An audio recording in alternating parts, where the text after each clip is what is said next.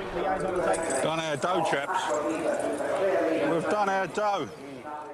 Hello, welcome to Odds Week 3, where we analyse races and try and make a profit over the long term. Hope you were lucky last weekend. Let's dive straight in and recap last week. I feel like it was a bad day. I feel like that Caulfield track really deteriorated and it was favouring sort of a funny, you had to sort of be in a certain middle part of the track. And I'm happily surprised that we managed to get back 90% of our funds. I thought a few races in, I thought, I've got a bad feeling about this. But we got back 45.95, which is good. So overall racing, we are now down $22.77. And on the AFL, we had a win in the first week. This week, we got Carlton. That was great. North covering the line. I feel very validated by that was a smart bet at $2.25. But West Coast, I was totally wrong. I thought they would show a lot of fight at home, that Hawthorn maybe might have that loss, but it wasn't to be. So we get a $20 bonus bet back from that.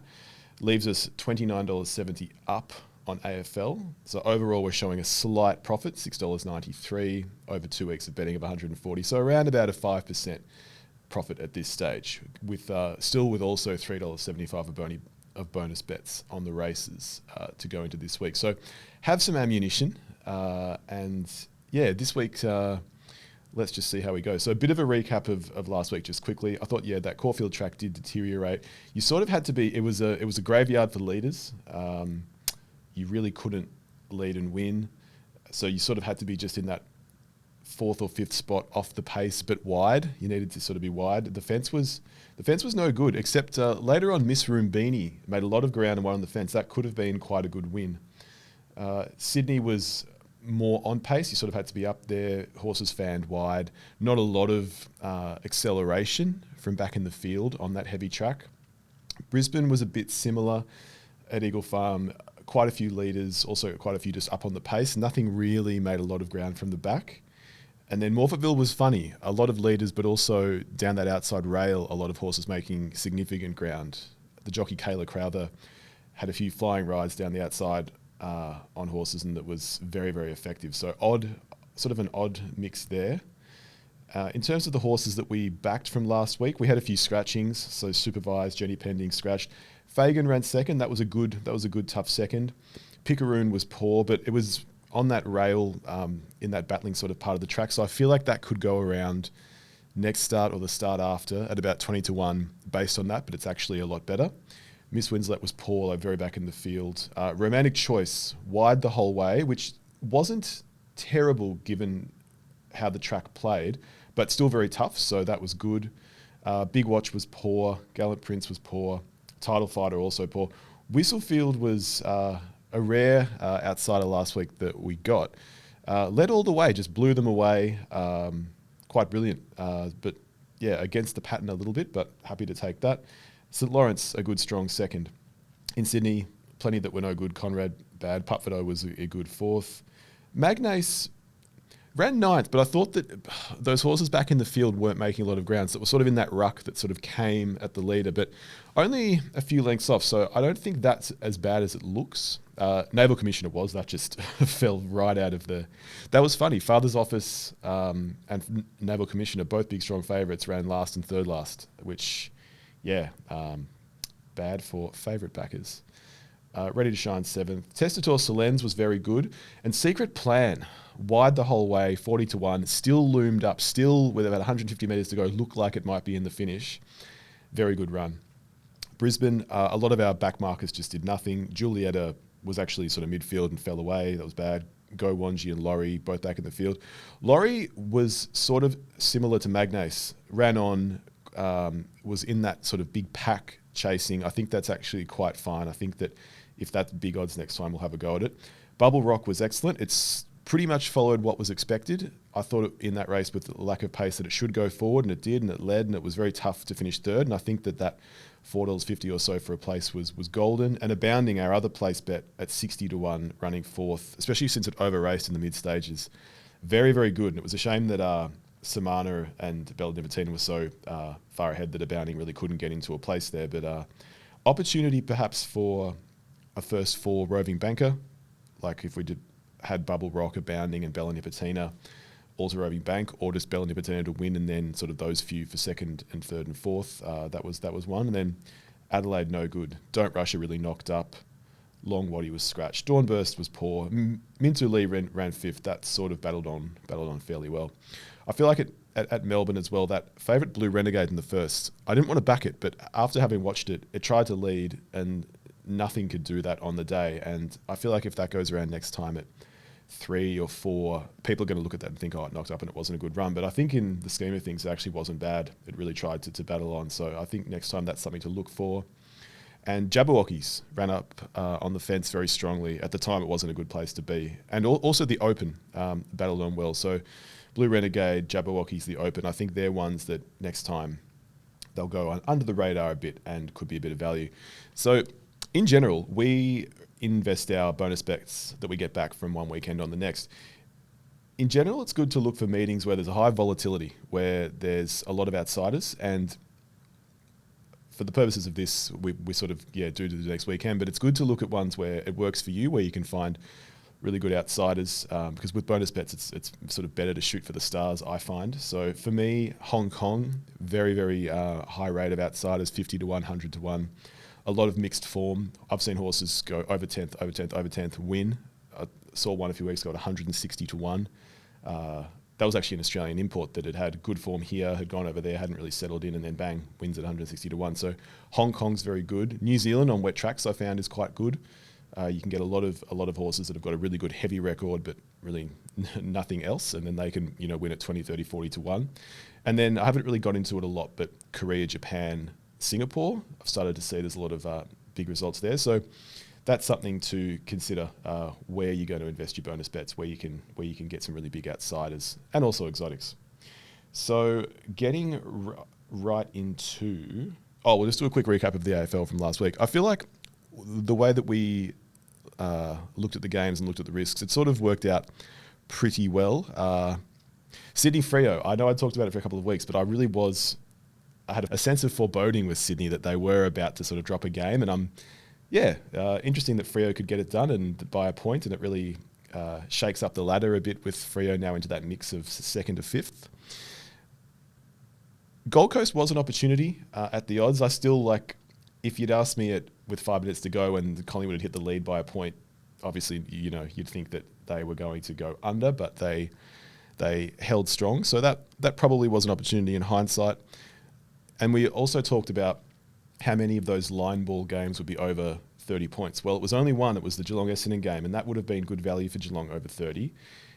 And in the wet conditions, it suited them. Tough team. Essendon have struggled against them in the past. The last 2 losses against them were big losses. So that was an opportunity. The other one's not at all. Port and St Kilda was exactly the sort of meaningless scrap fest that I sort of expected. I got the tip wrong in that game. Crucial. But yeah, just a really scrap of a game. I don't know really what it means for Port, whether that actually will send them on an uptrend or whether it just they'll get a brief high and then be back to the drawing board of a loss against the Dogs. And Adelaide GWS, I mean, that had upset written all over it, but it was still too much of a risk in a sense.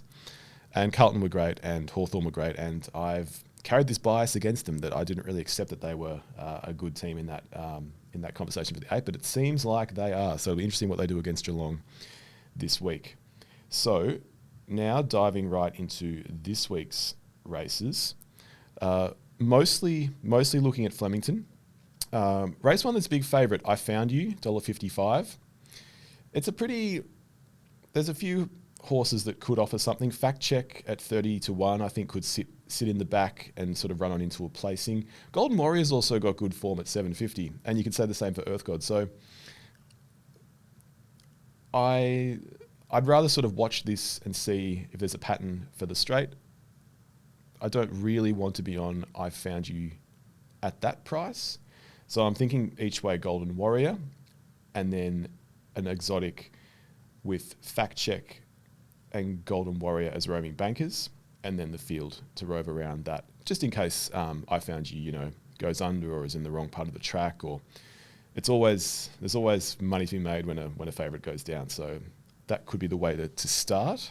Race 2 is a similar situation, but here I can't really believe I'm saying it, but I actually would really like to be on Berkshire Breeze. I think 2 good wins in a row, drops in weight. It's a weak field, even though it's $1.45, so short. I'd rather be on it, and with that option of bonus bets back. I think Farag has got a big chance to return to some form. Aberfeldy Boy's a bit of a battler. Born a King turned things around last start, but it may have just been around the circumstances of the day. Taramansa or Speranzoso. It's a small field as well, which can always be tricky for favourites, but all things considered, Berkshire Breeze, happy to have a little win bet there, and then a trifecta. Berkshire Breeze, Farag as roving bankers. Hopefully, I mean, for the sake of that trifecta, if Farag could win and then Berkshire Breeze runs a place, or something else wins, Farag runs third and Berkshire Breeze runs second, that could be quite lucrative. So just something around that. Race 3, I really like as a race. Interested to see how Craig will go, whether it will keep winning. Rise at Dawn was good, running a placing behind it last time. Le Zebra's trying to get back to a bit of that good 2-year-old form that it had, and it's currently 26 to 1 fixed and 543 on the totes, so no one's interested at the moment, but that could offer something. Just a Deal's been close up in all its runs, which I like, and La Fracas, good name. I like its 2 runs, and Late Harvest out of the Autumn Sun, $23 at the moment. I really quite like that, so I'm going to stay away from Craig in this one. I'll go each way on Just a Deal, use one of our $1 bonus bets on Late Harvest in case that does something, and then a trifecta for Le Zebra, Just a Deal, La Fracas, and Late Harvest, and then a Quinella for Just a Deal, La Fracas, Late Harvest, just those 3, and then a trifecta if one of those wins, 7, 8, 9 for first, 1 and 2 for second, assuming one of those favourites will run second, and then the field for third. So a few exotics there, but a very interesting race. It'll be interesting to see how they measure up against each other. Race 4, not the most obvious betting race, I would say. Sneaky Sunrise was a favourite that I didn't want to be on last time, that it won quite well. Pisces has been up for a while, running really good close-up seconds. I just don't know if it can keep it going tomorrow. I quite like, because the distance is increasing, it adds that element of improvement that these horses are going to make. So I think Jenny's Meadow is fairly decent value getting up to this distance range. Politely Done out of Done Deal, I'm sure will improve as well. Suntora's only had 1 run and it wasn't as bad as it looked. I think 26 to 1 is value. So for me here, it will definitely be an intriguing watch. I would like Jenny's Meadow each way, I think is the way to go. Quinella, 3, 4, 5 and 9. So Jenny's Meadow, Politely Done, Stay Silent, and Suntora, just in case something happens and those favourites don't really set the world on fire. And then the same thing for a trifecta, 3, 4, 5 and 9. Moving on to race 5 over the 1400. This is one of the ones that I like less. I think it's a lot of those horses that have been running against each other lately. Belle Savoie, Bella Riche, Brazen Lady, Electric Impulse. Electric Impulse is the $5 favourite at the moment. Doesn't really like dry ground, so that's a question mark. And a lot of these horses don't really like Flemington. So I can't get that enthused. My initial thoughts were maybe Starlight Scope was value at 10, and maybe also the same for Fearless Rider. So I'd like to have a minimal investment. I would just have something each way on Starlight Scope. The barrier is a bit of a concern, especially over the 1400, but it's a risk I'm sort of happy to just have on a low investment race. And then a trifecta, those 2 to rove, so Starlight Scope and Fearless Rider to rove, and then the field around that. All right, so race 6 over 2500. This is a race that is very exciting and I want to have a big sort of play on. A lot of interesting form lines. Aztec State was really good last time. Up in weight though by 1.5 kilos, whereas Eliud is down by 1.5 kilos. So there's a bit of a swing there. So the 550 of Aztec State in a pretty competitive race doesn't seem that great to me right now. Eliud was blocked for a run last start. Didn't have the clearest passage, so I'm much more keen on the 480 about it. Steel Run was good. I feel like that's a horse that might end up being the best in the long run out of these. So I could see why the 330 is tempting. Fats is an interesting runner. It had a good 6-length win a few starts ago. And then the one I like the most, it's got a great name, Hana Fubuki. I feel like its runs are building towards something. And at 40 to 1, I can get very, very excited about that. And then to sort of add to that, Eagle Warrior has been good as well lately. So it's pretty open. There's outsiders below that you could sort of make a case for running a place and even winning. Return probably the best there. And Purveyor as well has been running in strong races, like running the JJ Atkins at Eagle Farm over 1600. So lots of different things to compare. For me, from that $20 bonus bet from last week, I'm going to split that into 4 $5 bonus bets and use 2 of them here on Hana Fubuki for the place. So it'll end up being $10 at around about $8 fixed for the place. I feel like that could run into a placing. I'd like to have Eliud each way for bonus bets back. I think that's a really good proposition. And then a big box Quinella, Eliud, Steel Run, Fats, Hana Fubuki, Eagle Warrior. And then the same as a trifecta, 2, 4, 6, 8 and 9. Probably the most exciting race for me of the day to see if Eliud can go and win, if Aztec State can handle the extra weight, how well Steel Run will go, and sort of what the pace will be. I've found that the speed maps matter a bit less over those longer distance races, but I'll still be interested to see sort of where they settle. Hana Fubuki could get too far back, but yeah, just got a feeling that it's a horse I want to be on. Race 7. This one is a straight up avoid for me. It's just too open. You've got the Astrologist, Gun, straight track horse, Royal Ascot alumni resuming. Semillon is a good horse. Senegalia can mix form, but 34 is value. Press Down coming off 2 good sort of country wins and lesser races, so tackling the straight, tackling Flemington. Veloci Caro was really good, really solid last start, and it's drawn 13, so it'll be worth looking at those straight races early in the day to sort of see how it's playing and where that's going to be. But 550 seems actually quite good value to me. And then Why Worry down the bottom, a good sort of on-pace horse, ex-Hong Kong. I wouldn't want to invest a lot here. I just think it's going to depend on who gets a good run, who's feeling good on the day. For me, just something small each way on Why Worry. I just think it might sort of go to the front and be hard to run down. I think in terms of exotics for this, I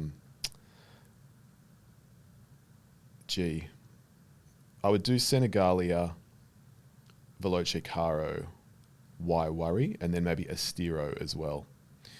So 6, 8, 11 and 13 in a Quinella. But yeah, it's a race where it'd be a great quaddie leg to take the field, I think. Race 8, Flemington. This one, yeah, also open. I really like Windstorm. I think that the runs have been good. It's building towards a win. Lightweight, good barrier, but gate 3. To me, it's a very logical each way bet. Bonus bets back. So that's what I would want to be on. Munamek will be interesting. It's got a lot of weight to contend with. 2 great sort of recent wins, very tough. Duke de Sessa, probably the best credentialed horse in the race. I don't know whether first up from barrier 12 tomorrow is the best recipe for success. And then King Magnus up and down. Too close to Sun. 100 to 1. But if you go back a prep or two, had really decent long distance form. So if that could return to something like that, that could be a really good place option. And then Flash Flood, I know that it probably wants it a bit wetter, but I think that that's been quite consistent, and from barrier 1 tomorrow will suit. And then Green Fly, I really didn't think that would win at Warrnambool on that track that was very leader dominated, but it did. And I'm just not sure about tomorrow, but it is a really good horse. And then Le Ferrari, I was very, very keen on that 2 weeks ago when it won. Still really a horse I like. I just don't know if tomorrow's sort of the day. So for me, Windstorm each way. And then I would do a Quinella. Too Close to Sun, Windstorm, Flash Flood, Green Fly, Le Ferrari.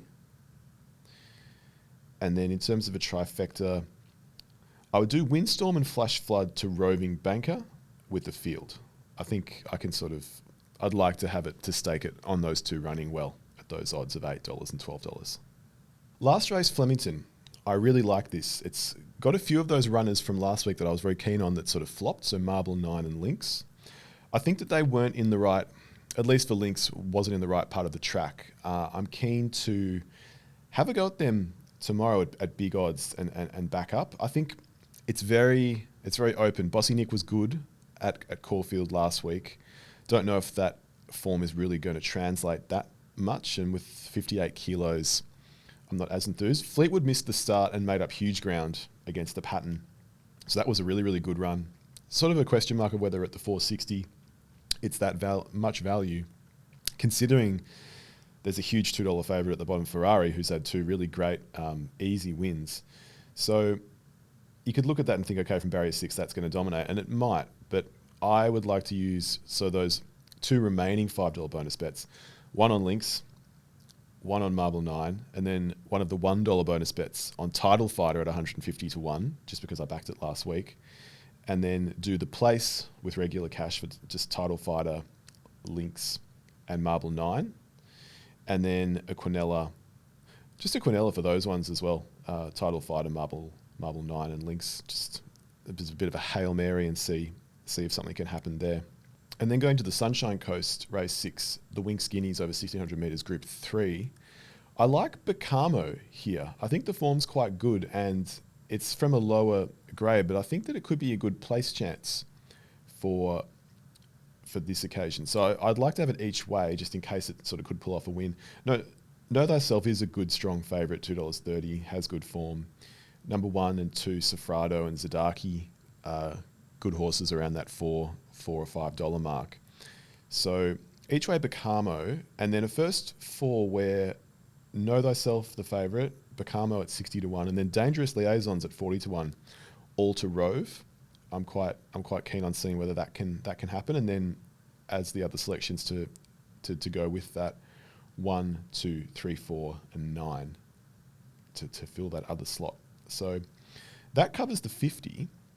Moving over to the AFL, I feel like this is a tricky round overall. I think that Essendon were really good against Geelong, but just didn't capitalise when they were playing well, and then Geelong's sort of tough style of football and the weather sort of contributed, and a few of those umpiring decisions that didn't go their way. So I'm keen to take Essendon with some sort of head start in this. I don't think it'll be a Collingwood blowout, although I don't know whether I really want to risk it on Essendon winning. So that's good. North against the Gold Coast. It's just so hard to line up Gold Coast's great form at home and then losses away. And then North are sort of building towards a win, but the Gold Coast are a reasonably strong team to try and take down. So I think you can see value either way. To me, it's an avoid. Port versus the Dogs. Gee, this is just shades of last week where I don't know what to do, whether Port are going to go home, recapture some of that good, tough, never tear us apart fortress vibe that they have had, or whether they're just going to capitulate and then the Dogs will win. So I think you could say the Dogs are value at $1.80, but for this multi, we'll leave it. Geelong against Hawthorn at the Cattery. I think Geelong are also value at that $1.58. That probably last week was a bit of a turning of the tide, and they'll be back to a bit of that tough to beat form. Hawthorn have just been such a bogey team for me lately that I just feel like I should abstain from being involved with them after the West Coast one last week. So again, avoid. Carlton I like. I think they're on a real winning streak, and the GWS just have been battling, and they could galvanise and turn it around, but I do like that sort of $1.60 about Carlton, so that will be included. Freo, too short. Melbourne, yes, against West Coast here. Yes, I know it's short, but that's a tick. St Kilda, Sydney, I don't want to be involved because I don't think St Kilda are really any good. However, teams that go on big winning streaks that then lose, like Sydney did last week to Freo, often tend to lose 2 in a row. So it could be something to have a bit of a small bet on St Kilda for the win, but for the purposes of this, it's a leave. And then Brisbane at home against Adelaide, yes, I like. So distilling that down this week for the 20 for the AFL, Brisbane to win, Melbourne to win, Carlton to win, Essendon with a 20-point head start. I feel like they will get inside of that. And then bonus bets back if a leg is missed. These are our bets on screen. It's pretty much what I've indicated, just now putting in the amounts. So something that we'll cover in a sort of a special episode later down the track is how we structure a betting day and how to do form and what sort of resources to use. As a general thing that I like to do is rather than sort of chronologically start a race one at a meeting and go through and sort of invest that 20 to 30 minutes per race analysing the horses, I think it's good to sort of scan the meetings initially just to get a feeling for which races you will like. There'll be certain races that you like more. Either you'll sort of see form lines that interest you, just basic things like you might see like third second spell, fifth second, or whatever it is. Something will stand out. Names will stand out. Horses you've bet on recently will stand out. And sort of just tick those off. Just make a note of which ones you like, and you'll also see ones where you think you can just get an immediate sense, okay, this is a raffle. And have some sort of document where you've got each, whether you're betting in each state or whether you're just limiting it to a couple of meetings, but just you'll note down sort of which races you like, which you don't, and then sort of invest more time in the ones that you do like. And then it is sort of always a battle with because it just takes time to analyse form. So you don't want to be labouring through each race and it's sort of feeling like a chore. So devote time to where you think it's going to best be rewarded, and not to get, I feel like there's like a balancing line where you sort of need to put in enough time but not too much time. You can sort of overanalyze a race.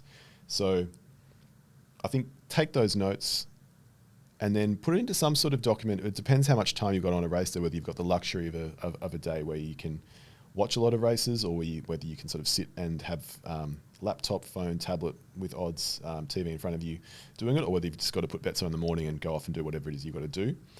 If you have got the luxury of sort of time, it's good to have some sort of spreadsheet where you can sort of have the races and your bets in front of you, but sort of in a time order, because it's so easy to want to bet on something. This happened to me not long ago, and then you just forget, or you've got to go do something. This was Asgarda in Sydney. I really liked it, and then just totally forgot and saw later that it won and paid 26. And you can avoid that to some degree by sort of having a spreadsheet and having an order of what times races are running in, and just highlighting when things you're interested are in. And it could be because you're not wanting to bet on fixed at a certain price and you want to wait to see whether the odds will go out or what the tote will do, and then you get lost and forget. So that's a general sort of way I do it, but we will check back in a more structured and detailed sort of way down the track.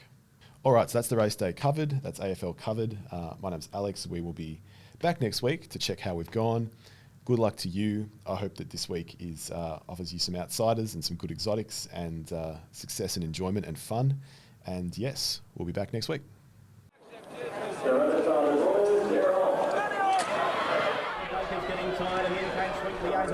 Done our dough, chaps.